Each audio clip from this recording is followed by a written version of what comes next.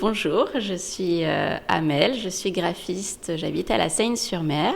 Je suis maman d'un petit garçon de 6 ans et je suis un petit peu fan d'automobile depuis longtemps et j'ai réalisé mon rêve cette année avec le rallye Aïcha des Gazelles. Ah non, ça cogite depuis très longtemps.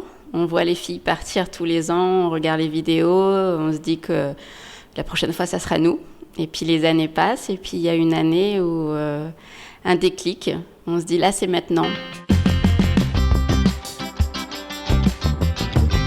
Donc on rencontre sa coéquipière, 1, 2, 3 pour ma part, avant de trouver la bonne. Et puis après, on trouve le 3e équipier parce qu'il lui fait beaucoup, c'est le véhicule. Puis après, il y a quand même une 4e partie, parce que finalement, c'est pas un binôme, mais il y a tous les sponsors, la famille, les amis, tous les soutiens qui sont derrière, qui sont très, très importants, parce que sans eux, finalement, il n'y a que 2 nanas.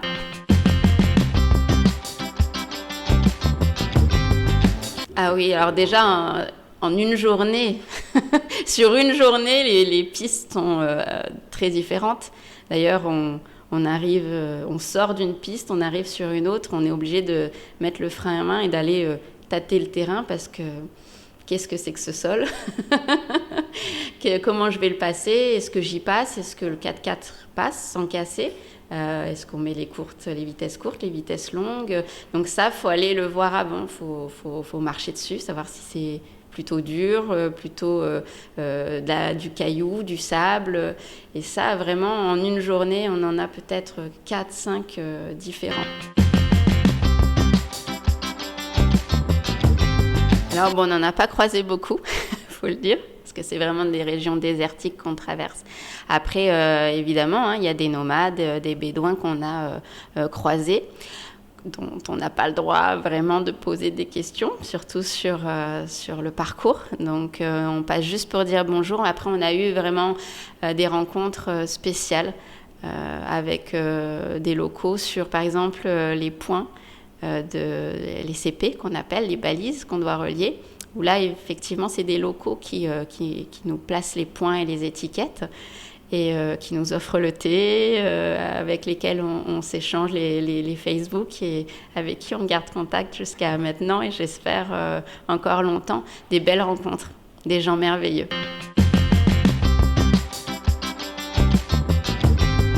Même si on a des connaissances en mécanique, sur place, s'il nous arrive quoi que ce soit, c'est pas la même chose que dans le garage à la maison. Alors on a le droit à une assistance qu'on appelle vraiment en dernier recours. Donc normalement, on doit avoir toutes nos pièces méca et de quoi réparer la voiture dans notre 4x4.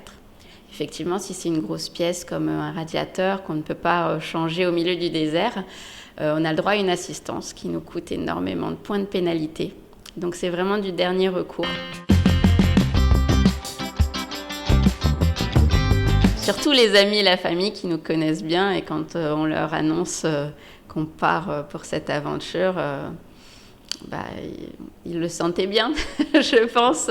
Ils nous connaissent, ils savent comment on est. Et en tout cas, pour ma part, il n'y avait pas de surprise. C'était encore une aventure de plus.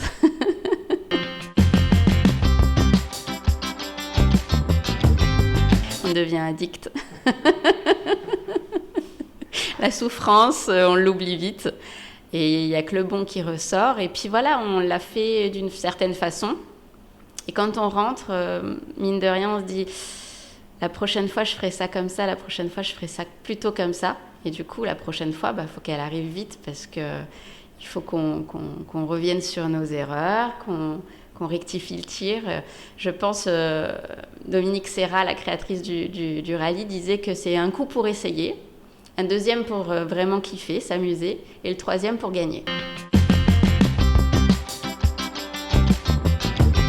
Tout d'abord, c'est participer. Mais après, voilà, on y va pour participer, c'est sûr.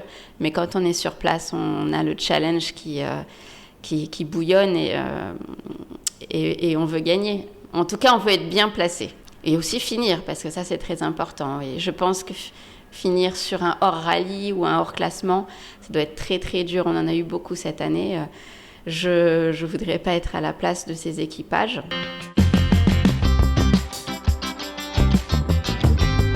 Complètement. D'ailleurs, on y a pensé en partant, hein. Déjà, on avait cette épée de Damoclès au-dessus de la tête qui était le test Covid, parce qu'on part finalement en se disant que ça n'existe plus, mais c'est toujours là, toujours d'actualité. Donc c'est une grosse partie de stress en se disant, bon, bah, on part, mais on ne sait pas si on ne va pas tomber malade. Et puis, à peine un mois avant de partir, on regarde les infos et malheureusement, cette guerre qui explose et on se dit, mais finalement, notre projet qui a pris la place centrale de notre vie pendant des années, c'est rien. Donc, on se dit que de toute façon, coûte que coûte, on part et on n'en prend que le meilleur, justement, pour profiter de se dire qu'on a la chance de pouvoir le faire, que d'autres n'ont pas cette chance. Ça nous remet à notre place, vraiment. Mektoub, exactement. c'est exactement le mot qui ressort de ce rallye. Et on se l'est répété souvent. C'est une belle conclusion, la conclusion de cette interview et la conclusion de ce rallye. Et la conclusion, en fait, de la vie, tout simplement, parce que là, c'est un challenge sur 15 jours. Mais le challenge de la vie, il est pareil, moins concentré, mais tout aussi difficile.